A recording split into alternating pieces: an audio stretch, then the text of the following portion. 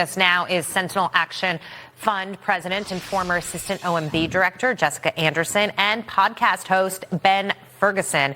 Ben, let's go ahead and start with you. I admit this loud and proud. I ride the bus in New York City. It is the safest way to get around when not on foot, and it's cost effective. I do not go down under the subway, but if all of a sudden the buses are free and you've got criminals and homeless people on them, they're going to take that away from me too.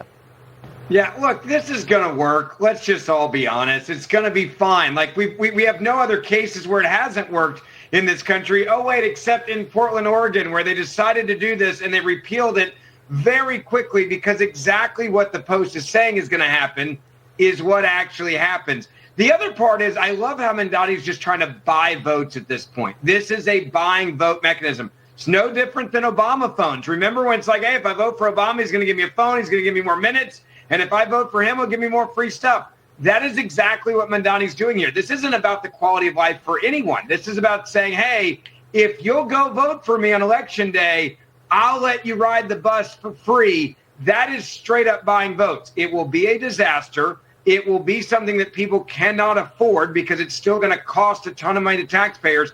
And the Post, by the way, I rarely say this, absolutely right.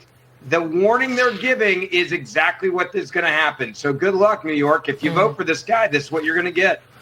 And those Obama phones, that was a program initially started under Ronald Reagan. And then it was expanded. And they blew it up. And then it was expanded under George Bush, 43. People called them Obama phones, and President Obama loved it. But again, they marketed the heck out of it, didn't they? They loved it. It's like, vote for me, I'll give you a free phone. Republicans are part of the problem, is my point. That being said, Jessica, again, if you say free, that's his whole marketing campaign. Free. It is, absolutely. And we've seen this all the way going back to the primary in New York, where you had Mamdani arguing for free buses, government-run grocery stores, tax increases for the middle class, for the working class.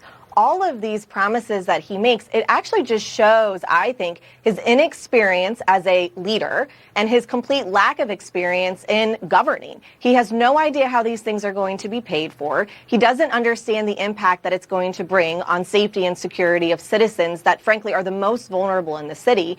And as Ben mentioned, voting is just around the corner with early voting in New York that starts October 25th. And unfortunately, this race is still too crowded. And until Sliwa drops out, a lot of Republicans in the city are going to have to do their civic duty and vote for Cuomo as the only one that can beat him to stop this socialist dream, which I think we all can agree we don't want to see spread outside of New York to other cities like Boston, San Francisco, Portland, et cetera. His idea seems to be fake it till you make it. But he's dealing with people's lives. Elizabeth Holmes did that, and she wound up in prison. Yeah, and we would need a miracle turnout, but I always hold out for the miracle. That's right. We need 15% of the electorate to grow since the primary to take this guy down. So every vote matters. All right, let's stay with this just for the last minute with crime. Let's move on to Salesforce CEO Mark Benioff, a longtime liberal backer, now praising President Trump's crime crackdown, telling the New York Times, quote, "We don't have enough cops, so if the National Guard, can be cops, I'm all for it," adding, "I fully support the president. I think he's doing a great job." Some people, Ben, are calling him out and saying he supported all this liberalism, and now he's just sucking up to President Trump. Hey, look, better late than never. I think what you're actually seeing here is there's a lot of liberals that are saying they're sick and tired of not feeling safe in their own city. He talked about how they have one of their big meetings in San Francisco. He has to hire extra security, pay for extra security because there's not enough cops there.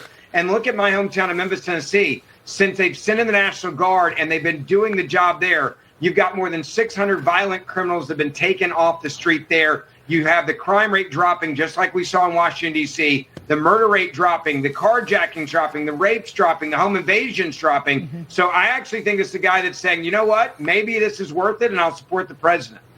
I called somebody today, Jessica, quote, "I've always looked at him and all of Silicon Valley as liberals out of convenience. If you want to operate there, you got to play the liberal. Maybe not anymore."